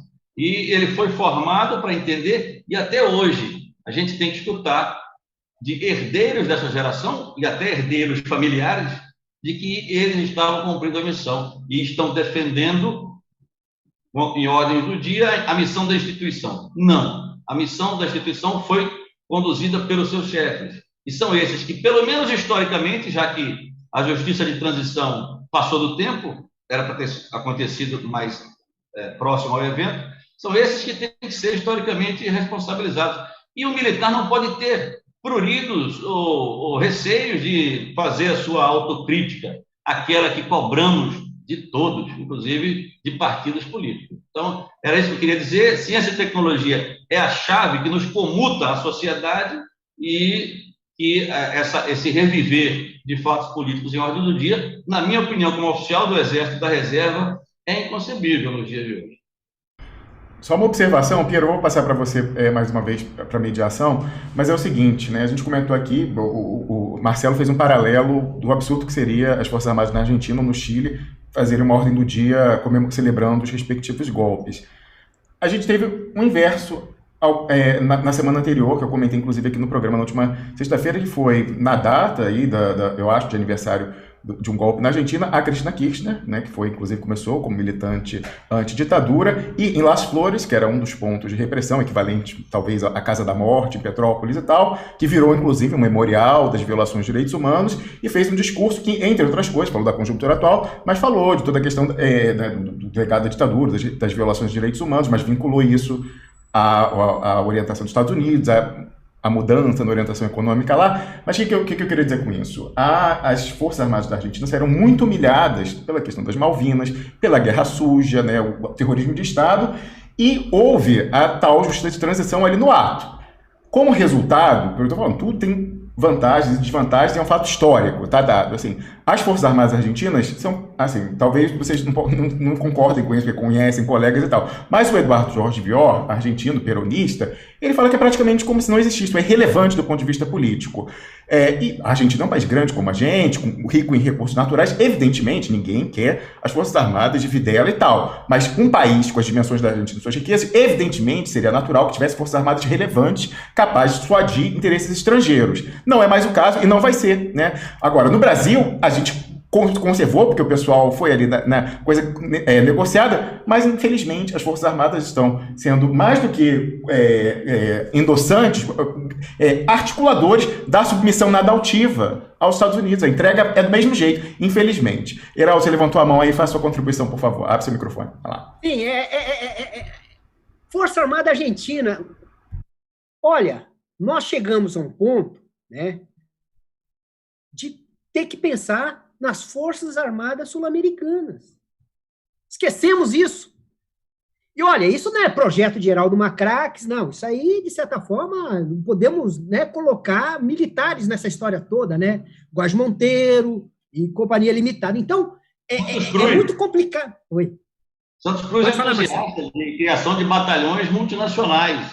Quando estudávamos em 2016, eu fazia parte de um grupo com ele sobre a reestruturação do Exército para 2035, nós levamos a consideração de criação de batalhões multinacionais ou binacionais com os nossos vizinhos, até para economizar tropas em fronteiras já pacificadas e empregá-las em áreas estratégicas mais relevantes, como, por exemplo, na Amazônia, né? Então, só para ilustrar que nós mesmos já pensamos nisso, mas esses pensamentos não vão adiante, até pela estrutura de comando das Forças Armadas, baseada no alto comando, aquele colegiado que discute muito, mas na hora da decisão fica complicado. Foi muito importante o alto comando na ditadura, que impediu que o general de plantão, nos 4 anos, virasse um ditador vitalício. Mas hoje a gente podia reequacionar melhor como estamos fazendo o gerenciamento das nossas forças. Forças supranacionais, você falou, não avançou nisso, mas até o passo anterior, que era o Unasul, foi desfeito quando os militares estão no governo. Como explicar isso, Heraldo?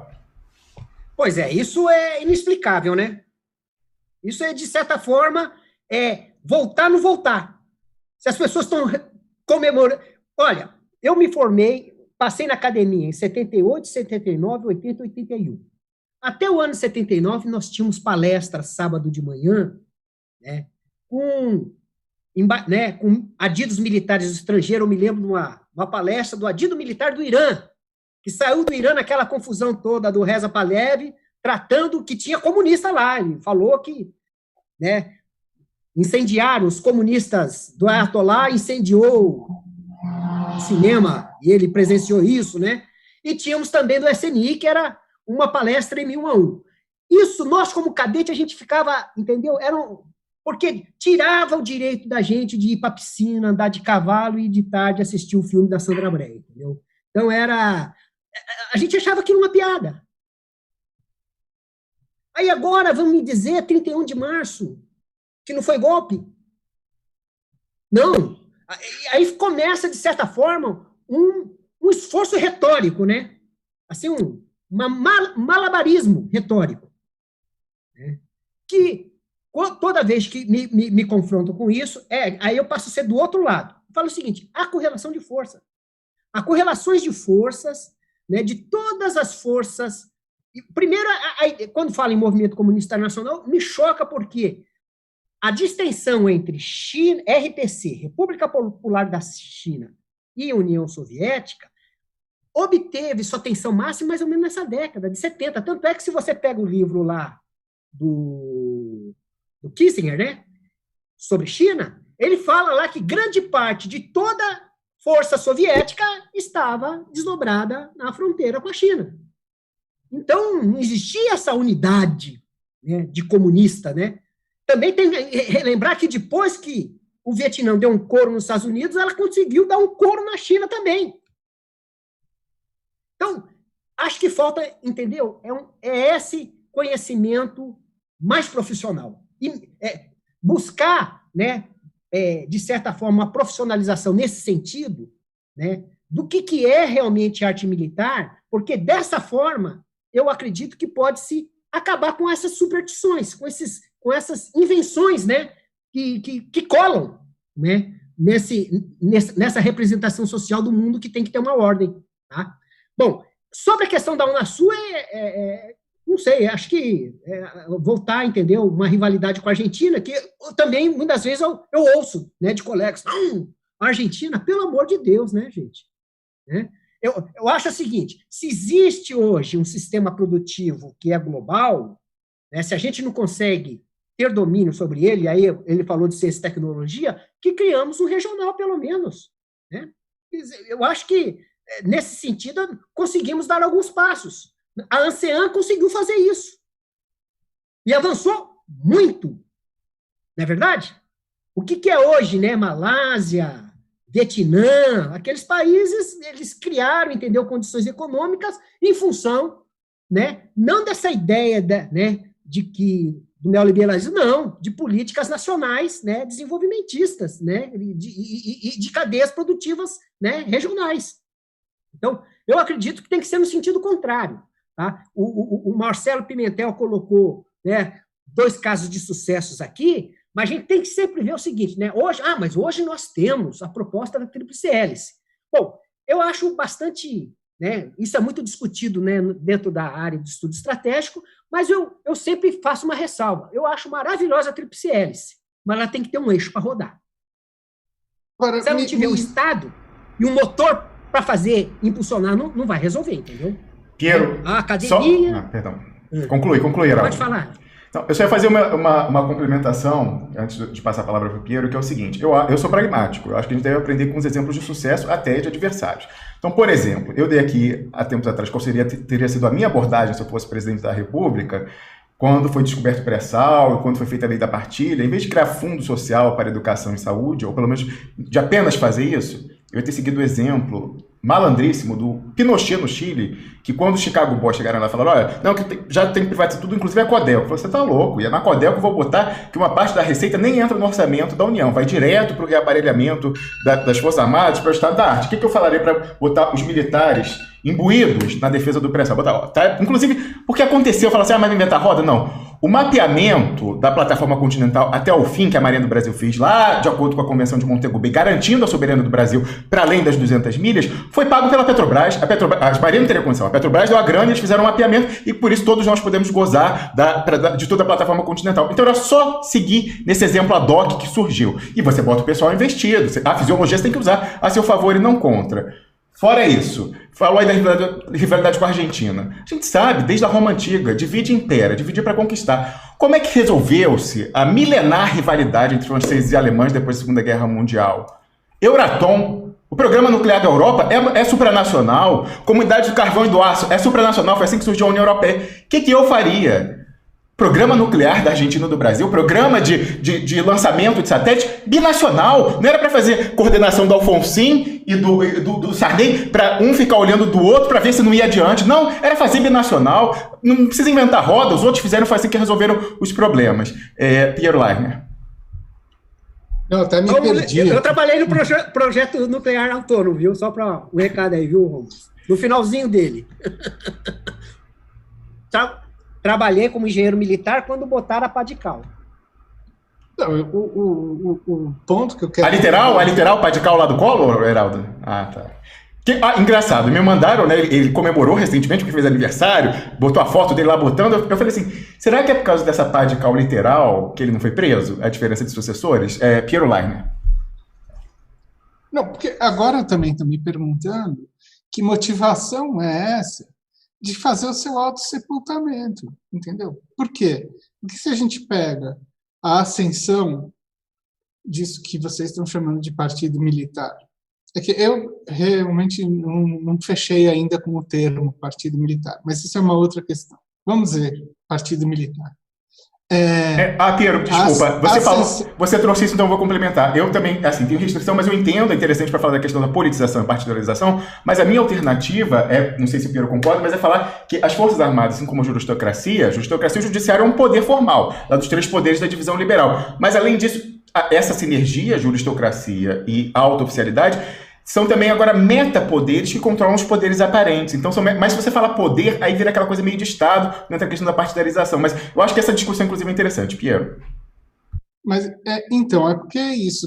Quer dizer, se a gente fala partido, a gente assume que eles se converteram completamente à política, e não que eles estão fazendo um processo de conversão da política à lógica da guerra. Mas, enfim... Vamos deixar, em princípio, de maneira para que seja legível para todo mundo a ideia de partido militar. A ascensão deles coincide com a quebra dos setores que seriam setores que financiariam eles próprios. Então, tem alguma coisa de muito suicida nesse projeto que enfim, não entra na nossa cabeça de quem está vendo de fora. Então, assim, quando a gente olha esse caso, por exemplo, que vocês falaram de São José dos Campos, o que a gente está vendo desde o governo Temer, senão o desmantelamento de São José dos Campos e das cadeias que estavam sendo formadas lá, para sujeito que estava trabalhando numa coisa bem estruturada, tentar fazer uma startup do zero agora. Então, tem alguma coisa muito errada nesse panorama todo. Ele falou da Codessa ali, né? O xodó, porque uma das coisas que encharcava as redes sociais sobre o sucesso da América do Sul sempre foi o Chile. Mas nunca se colocou assim para debate. Quando eu colocava para debate, tem várias questões, né? Vários mitos que eram colocados. Uma dos mitos era o Chile. Não, mas o Chile é neoliberal e ele deu certo e a Argentina deu errado. Duplo, né? Um deu certo e o outro deu errado. Então, vamos na cópia do certo. Eles não colocam 30%, né, do PIB industrial, 30% do PIB chileno, né, ele é industrial. Por incrível que pareça, é uma expressão grande, né, para um país, né, que parece pouco industrial. Desse metade é da Codessa, e é estatal. Ou seja, na realidade, entendeu? A participação da Codessa, da empresa de cobre, que é estatal, né, na realidade, um capital privado bem gerenciado, com, né, uma direção competente, tá, tem uma participação maior do que a Petrobras no nosso PIB. E ontem mesmo, né, você viu Lula falando dos horrores da Petrobras, que ela tem uma participação muito grande, não sei o que, coisa e tal, e a gente vê esse desmonte todo. Bom, agora, eu falando como engenheiro, engenheiro químico, não tem como uma indústria petroquímica, o grande arranjo petroquímico, tá, ele só consegue sobreviver na escala. Economia de escala. Essa economia de escala permite, no final dela, criar economias de escopos. Porque você vender petróleo, você só vende uma coisa, o petróleo daquele grade. Você tem a cadeia toda, você vende o serviço de energia. É totalmente distinto. Eu não estou falando que vai vender gasolina, vai vender o serviço de energia. Né? E isso que, de certa forma, abandonamos. Né? E aí, quando falo que tem que ter um eixo, o eixo é realmente, tá, o Estado. Aí eu defendo a educação politécnica também, que, de certa forma, né, o Brasil teve grandes projetos, como né, participo do Instituto Federal, mas a gente vê também um certo academic drift, né? A gente, não vamos criar o curso de tecnólogo, não vamos criar técnico, o negócio é ter bacharelados, e isso tudo complica, porque grande parte desses complexos, os complexos que o Marcelo indicou, foi justamente, né, de toda uma cadeia, né? Então, você acha que os colégios agrícolas não tiveram importância nenhuma no desenvolvimento das espécies, né, das variedades toda? Que tudo foi base de experimento, e não foi doutor que plantava a sementinha para testar, eram os técnicos lá dos agriculinos, entendeu? A mesma coisa né, do ITA. O ITA se constituiu, tá? Se você olhar, por exemplo, a produção acadêmica do ITA, ela é pequena, mas o fato, entendeu, de você ter uma força aérea que se preocupava com uma indústria aeronáutica e que investia nessa indústria aeronáutica, e não tem como criar a indústria aeronáutica, que é civil e militar, porque é dos projetos e da inovação da indústria militar que você sustenta, né, a indústria civil, porque os projetos são de longa duração. Então, para você sustentar, você tem que pagar o salário do camarada que vai trabalhar, né, num projeto de longo tempo. E durante o projeto, você não está vendo retorno. Perfeito. Olha só, grandes complexidades também. Vou trazer aqui uma contribuição da rede, né? Como eu falei, temos pessoas aí de amplos espectros ideológicos nos assistindo, que passaram por posições importantes de Estado, ou de governo, aí está num híbrido, ou até de economia mista, no caso, né? Um antigo quadro da Petrobras, reconhecidamente nacionalista, tá ouvindo com muita atenção você, Heraldo, falou o seguinte, ó: a entrada dessa bandidagem já tem um valor, né, uma carga valorativa de gerencialismo, foi a arma capitalista, financista, para dominar não apenas as Forças Armadas.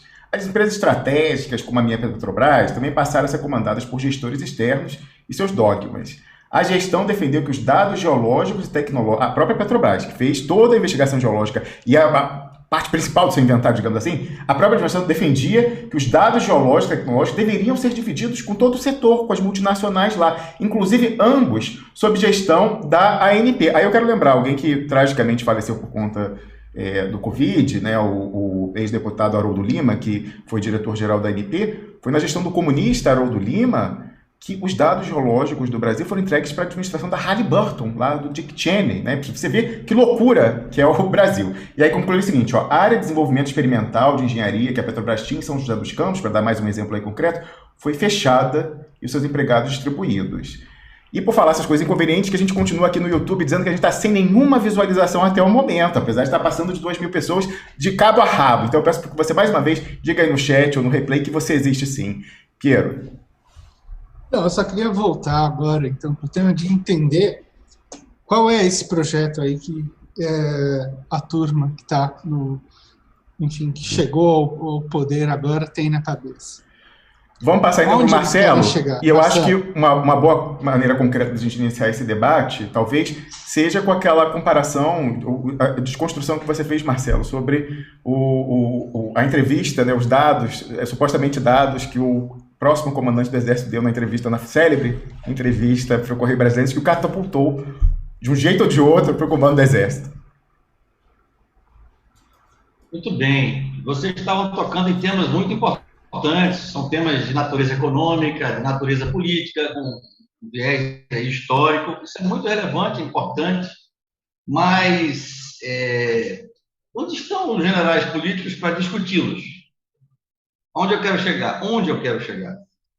Durante esses 30 anos, entre 85 e 2015, e eu coloco 2015 porque quando saiu um comandante do Exército, que era engenheiro militar, com o Heraldo, o general Enzo, muito discreto, e assumiu um comandante do Exército operacional, digamos assim, e muito focado no gerencialismo, digamos.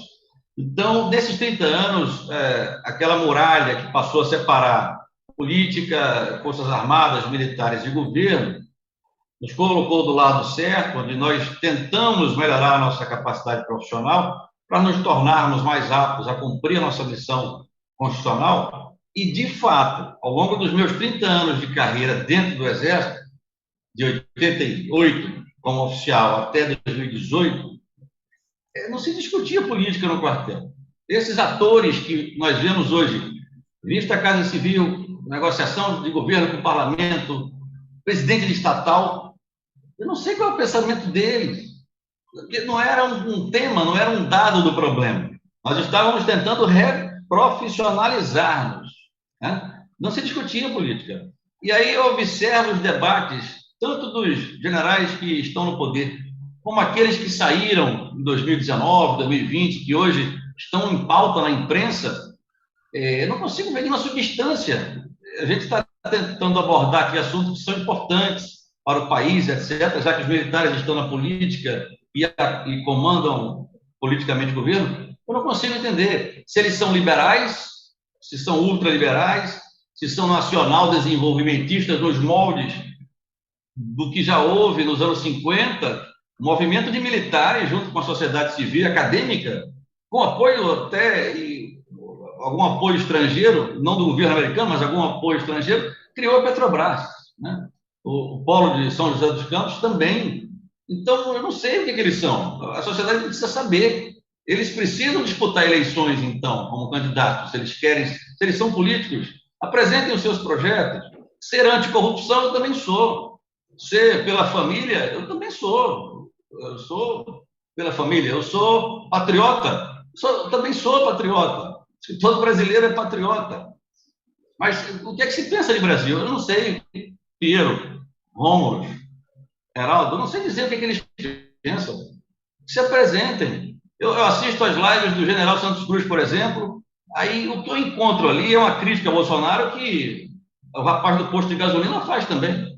Isso aí, qualquer brasileiro hoje não tem mais nem Bolsonaro como um alvo de oposição política, é um alvo até de oposição, vou dizer sim, ética, moral, né, de indignação. É o que ele faz, por exemplo, o general Santos Cruz. Civilizatória.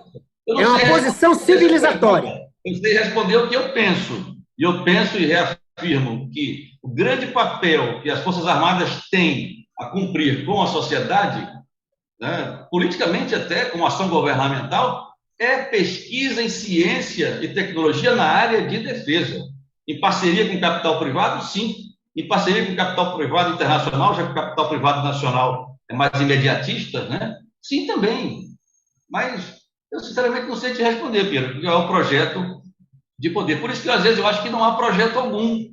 Há o poder pelo poder, o cargo pelo cargo. Quando eu vejo o Macrax falando de escola agrícola, que foi tão importante para a formação da nossa cultura agropecuária, do agronegócio, eu vejo o emprego de militares, 18, um oficial, 15 sargentos, mais, acho que são 3 oficiais, 15 sargentos, numa escola pública, para ser bedel, para ensinar o garoto a cantar o hino nacional, a se alinhar, a cortar o cabelo, ver se a menina não está com as unhas pintadas de vermelho, púrpura, tem que ser um vermelho. Não é esse o papel que o militar da reserva da ativa tem que fazer com a sociedade. O ensino público brasileiro estava evoluindo, né? Estava evoluindo. Esse é outro mito, que está muito ruim. Na área estratégico, na área de defesa, na área que importa para a nossa missão. Eu quero ver esse muro de novo reerguido. Esse muro está comprometido. Nós passamos para o outro lado. Nós viramos alvo até de oposição política legítima de um brasileiro que seja contra o modelo econômico do governo. Como o governo é militar, ele pode, por um efeito de halo, por um efeito qualquer, passar essa oposição para as próprias Forças Armadas. Eu fico imaginando... Marcelo, Pois não. Só queria fazer... Esse foi talvez um dos maiores motivos para eu ser expulso de todos os grupos de WhatsApp de militares. A questão da educação. Aí quando fala que a educação está um lixo, que o PT acabou com a educação, eu tento ser objetivo. Eu posso dizer que a educação não melhorou como poderia melhorar. Mas hoje nós temos políticas educacionais. Então a gente tem... Hoje não, né? Hoje não. Não, hoje não. Mas nós tínhamos lá os indicadores. Aí quando eu colocava os indicadores desde 2002, se não me engano, né, do ENAP, não sei o que, coisa que vinha aumentando um incremento pequeno, o pessoal não queria acreditar, virava o gráfico de cabeça para baixo. E para dizer que estava diminuindo. Aí pegava aquelas notícias que somos o último lugar, conforme, né, o Klaus, como é que é os índices lá os índices do Porter, lá de índice de capital humano, tudo bem. Ali tem, de certa forma, várias rankings da qual, como o empresariado enxerga, por exemplo, a educação brasileira. E naquele lá a gente estava em último, mas nos dados objetivos, não. Agora, quando você coloca também a produção acadêmica das universidades, com alguma bibliometria séria, como, por exemplo, a SC Imago, nós estamos muito bem. Tanto é que, há pouco tempo, eu postei que nós éramos 11º em imunologia, ali atrás da Índia. Será que o país que é 11º está na frente da Suíça, na frente da Suécia, tem ali países como Alemanha, Índia, né, China, Estados Unidos na nossa frente, não teria condições de, numa política governamental, desenvolver uma vacina? Lógico, né? Tanto é que está provado que temos, né? Então, isso também se criou na cabeça do militar que o nosso sistema de ensino militar vai salvar a educação no Brasil. É isso que está no grande projeto das escolas cívicos militares. Porque na cabeça é o seguinte, só ensina comunismo nas escolas. Eu não consigo, entendeu? Eu sou professor de pesquisa operacional, ensinar programação linear, fazer o aluno, né, pensar abstratamente. Eu não consigo saber como é que Marx tem a ver comigo. E na minha disciplina de gestão de transporte, eu só falo de capitalismo, né, de como é que nasceu, como é que surgiu o capitalismo português, como é que depois, né, foi superado pelo holandês, como é que, de certa forma, foi turbinado, né, pelo inglês. E onde é que está o comunismo nisso, meu Deus? O Heraldo, no seu campo, talvez não tenha chegado ainda, mas na história da arte, sim, porque o pessoal tem um módulo lá sobre cubismo, aí é problema. Olha só, tirar da piada sem graça, eu queria dizer o seguinte, o Marcelo anotou, eu também tenho curiosidade de saber como enxergo a inviabilização da autonomia econômica para frente do Brasil, o Santos Cruz, o General Heleno, o Vilas Boas, que fez um discurso, gente, que eu podia escrever totalmente no Senado, e por isso até eu hesitei em compreender o papel dele, eu demorei a compreender o papel completo, e fez um discurso maravilhoso, ele falou, não há alternativa ao Brasil, a não ser virar uma potência, porque não tem com esse modelo reprimarizante, dar de sustento digno a 200 milhões de almas. Eu falei, mas cara, é isso aí e tal, não sei o quê. Pois é, esse pessoal, quando vê o desmonte total, São José dos Campos e tal, eles vibram internamente, ou uma lágrima desce, mas eles não podem fazer diferente disso. Vocês sabem que a gente defende, né, aquela tese da dossiecracia transnacional. O pessoal, por esqueletos no armário, até a gente falou aqui do Haiti, tem a questão dos parentes com representação comercial do complexo industrial militar estadunidense e israelense ganhando junto. Aí, mas olha isso era antes. Agora que eles estão, né, gerindo e executando o orçamento sobre contratações, são os novos esqueletos no armário, então uma bola de neve. E aí esse pessoal, como que eles vão, então, Marcelo, quando você defende que o muro volte, como que eles vão abdicar agora do controle do sistema judicial e tal, se as próprias famílias deles agora podem ser alvo, se eles perderem completamente o controle da mão? Então, está se gerando uma situação que não tem volta. Infelizmente, eu não sei como a gente vai fazer isso. Mas eu queria mostrar até o meu convencimento de que alguns deles internamente estão aí pendurados com os gringos, mas sofrem internamente. Um interlocutor dos generais do GSI, que às vezes passa recados aqui pra gente, foi a única pessoa, Piero sabe quem é, a única pessoa que quando eu publiquei sem nenhuma pretensão um poeminha lá no dia 2, foi quando? Não, digo, 13 de fevereiro de 2020, quando estava ali quase a ser fechada a entrega da Embraer, que não foi daquela vez, a gente tem que entender por quê, talvez porque não entrou a parte aí da defesa, ou não a contento e tal, vamos ver se para frente não vai, mas eu fiz uma publicação aqui provocativa, né, como é o meu jeito, lá com a versão do hino nacional da Fafá de Belém, que alguns consideravam heresia e tal, eu, para chamar, botei, heresia contra a nação adoro. Mas o que interessa para essa constatação de que podem sofrer, mas apoiam de qualquer jeito a inviabilização da autonomia econômica do Brasil, é que essa pessoa, sem nenhuma dúvida, assim, não há dúvida de que tem uma afinidade total com o pessoal ali, mas sofre quando vê isso, porque eu escrevi esse poeminha escrito, esse poeminha aqui que segue, ó. Embraer, o passarinho migrou para o norte. Bom, não foi ainda daquela época, mas provavelmente vai. Passarinho migrou para o norte. Quer dizer, não batendo asas intrépida como antes voou o mundo. Não. Pelo contrário, foi-se de vez. E derretido em ácido. Praste no desmanche de mercadoria. Mercadoria roubada? Será? Não sei. Não sou ladrão. Nem ajudante local de ladrão. Por esse comprado. Derretida foi-se a Embraer, sim, e derretida dentro do estômago de outro pássaro, imagine, uma certa águia careca, ave de rapina, afinal. Olha, eu mandei para todo mundo, não teve ex-ministro da Defesa, de governo do PT, não teve deputado, senador nacionalista, não, foi esse interlocutor dos generais do GSI que falou, é seu poema, posso citar e tal. Então, eu não acho que essa pessoa fica feliz ao ver, mas, de alguma forma, é constrangida a silenciar ou até a apoiar. Piero Leiner, algum comentário antes de passar de volta a bola para o Marcelo? Não, realmente, só o que eu acho aqui, não é só também questão de... Em algum momento, eu acho que foi um projeto, foi um cálculo muito errado de que um reaparelhamento do processo todo poderia começar do zero o jogo, entendeu? Como se nada tivesse acontecido. E acho que esse cálculo está sendo feito até agora. Porque esse que é o problema que a gente está vendo.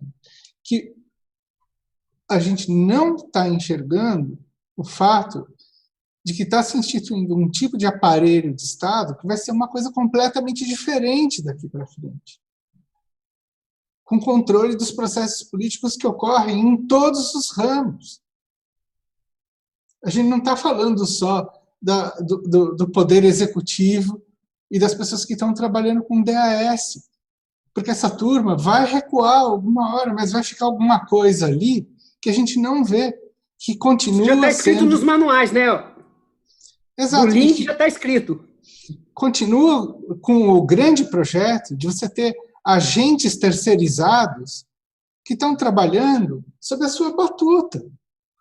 Então, esse que eu acho que vai ser o problema.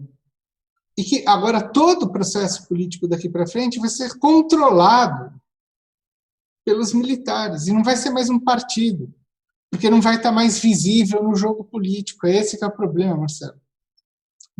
Para mim, do conceito de partido. E por que a gente fala de metapoder, ou como contribuiu Cláudio Abreu, filósofo lá de Buenos Aires, poder profundo, né? Então, a gente tem, por exemplo, um poder, o judiciário, a justocracia, que tem um duplo chapéu, né? Ela está lá na repartição liberal dos três poderes, mas ela também constitui lá na tal da sinergia APUD, General Vilas Boas, esses dois metapoderes controlam todo o processo político. Aí, para falar aí de eleição, Piero, não só para o legislativo, executivo, etc e tal, hoje em dia, essa sinergia com os dossiês que tem operado de inteligência e que decide quando e como esquenta, visibilizando, publicizando na perna juristocrática, com denúncia, ela decide, com base lá na lei da ficha limpa, etc. Ela decide quem pode e quem não pode ser candidato, ela decide quem pode ou não pode ter caixa 2, continuará existindo. Então, para um, o pessoal deposita, para o outro e estrangula financeiramente. Ela decide quem pode ter um governo estável, sem desestabilizar, com impeachment, procurador e tal, e não sei o quê. E, mais do que isso, no final, ela decide quem pode ou não se representar a cidadania,